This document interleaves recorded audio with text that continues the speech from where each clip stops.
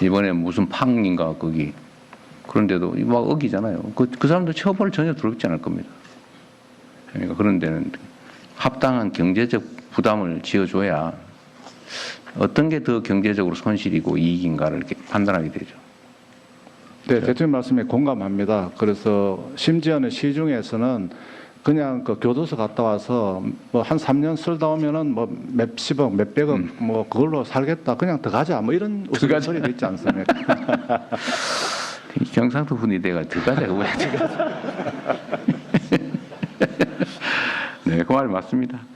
그래서 그러지 않게 그러니까 이 경제 영역, 경제 활동 영역은 경제적 제재를 가해야지. 네. 그래서 형사처벌이라고 하는 게 도움도 안 되는데 국가의 역량만 소진하니까. 근데 이거 바꾸기로 한 거잖아요. 네, 속도를 내서 확실하게 바꾸도록 하겠습니다. 핫한 뉴스 발빠르게 M스피드.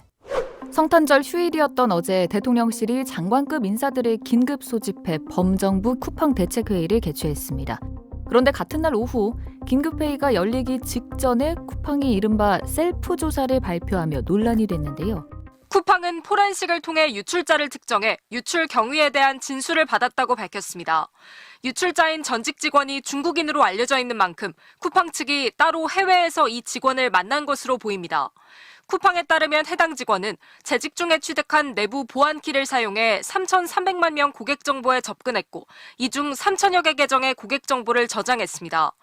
유출 정보에는 공동현관 출입번호 2천여 개도 있었습니다. 유출자는 언론 보도가 나오자 불안감을 느껴 증거인멸을 시도했다고 쿠팡에 진술했습니다. 해킹에 사용한 노트북을 파손한 뒤 쿠팡 로고가 있는 가방에 넣고 벽돌을 채워 인근 하천에 버렸다는 겁니다. 쿠팡은 잠수부를 동원해 노트북을 발견했고 범행에 활용된 모든 기기를 회수했다고 주장했습니다. 쿠팡은 고객 개인정보는 유출자의 기기에만 저장돼 있었고 제3자 등 외부로 전송되지는 않았다고 강조했습니다. 유출 정보를 활용한 2차 피해는 없다는 주장입니다. 쿠팡은 엄격한 포렌식 조사를 위해 전 세계 최상위 3개 보안업체에 조사를 맡겼고 유출자의 진술과 조사 결과가 일치한다고 강조했습니다. 하지만 왜 경찰이나 민관합동조사단과의 사전 협의 없이 유출자를 따로 만났는지, 유출자에 대해 어떤 조치를 취할지 등에 대해서는 입장을 밝히지 않았습니다. 즉 쿠팡이 자체적으로 고객 정보 유출자를 특정해서 자백을 받고 정보 유출에 사용됐던 장치들도 회수했다는 겁니다. 수사 대상이 돼야 할 쿠팡이 셀프 수사를 했다. 과연 믿을 수 있을까요? 자, 이런 갑작스러운 쿠팡의 셀프 발표, 산업팀 이지수 기자에게 좀 더 물어보겠습니다. 자, 이 기자. 지금 쿠팡 정보 유출 사태를 정부가 민관합동조사 그리고 경찰 수사 같이 양갈래로 이루어지고 있잖아요. 근데 오늘 쿠팡에 갑작스러운 반응이 나왔는데 이 어떤 반응을 보이고 있습니까? 네, 한마디로 발끈한 분위기입니다. 쿠팡은 지난 17일부터 관련 기관에 유출자 진술서 등 자료를 제출했다고 하지만 네. 오늘 발표는 전혀 사전 조율이 없었던 것으로 보입니다. 발표문을 보면 네. 쿠팡에 유리한 내용들이 대부분인데 네. 정부는 이걸 일종의 언론 플레이라고 보는 것 같습니다. 네. 과학기술정보통신부는 쿠팡 발표 직후에 바로 입장문을 냈는데 일방적 발표에 대해 항의를 했고 네. 쿠팡 주장에 대해 확인된 건 아무도 없다. 이렇게 이례적으로 강경한 입장을 밝혔습니다. 뭐 경찰도 마찬가지인데요. 처음에 쿠팡이 발표했을 때 제가 취재를 해보니까 수사 대상이 왜 마음대로 수사를 하고 있냐 이런 분위기였거든요. 네, 수사 대상이 수사를 하고 있다. 네. 네. 네. 이후에 입장문을 냈는데 지난 21일에 쿠팡 측으로부터 피의자 진술서와 노트북 등 증거물을 제출받았다. 네. 그런데 쿠팡 측 지장이 사실인지 여부를 철저하게 확인하고 있다. 이런 공식 입장을 밝혔습니다. 자, 뭐 발끈하는 것도 뭐 감정적으로 당연하지만 진짜 문제는 이게 셀프 조사 과정에서 뭐 진술, 증거물 모두 오염됐을 가능성도 배제할 수 없다는 거잖아요. 자, 그런데 쿠팡 발표문을 보면 유출된 정보가 3,300만 명뿐이 아니라 3,000명? 뭐 그리고 2차 피해 없었다라고 하는데 이걸 믿을 수 있겠습니까? 전문가들에게 저희가 질의를 좀 해봤는데요. 네. 대부분이 믿기 어렵다. 네. 이런 대답이 대부분이었고요. 네.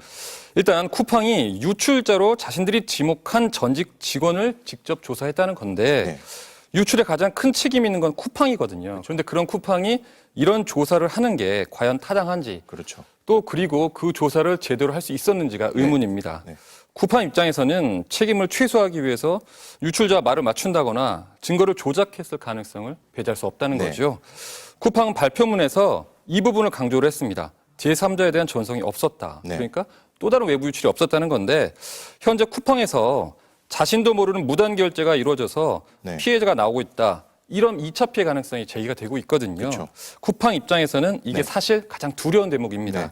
이것 때문인지 강제 조사 권한도 없는 쿠팡이 유출자의 진술과 또 그 유출자가 자신에서 제출한 증거만으로 내린 결론을 마치 이제 공신력 있는 기관이 내린 조사 결과인 것처럼 발표하는 것은 상당한 문제가 있다. 이런 지적이 나오는 겁니다.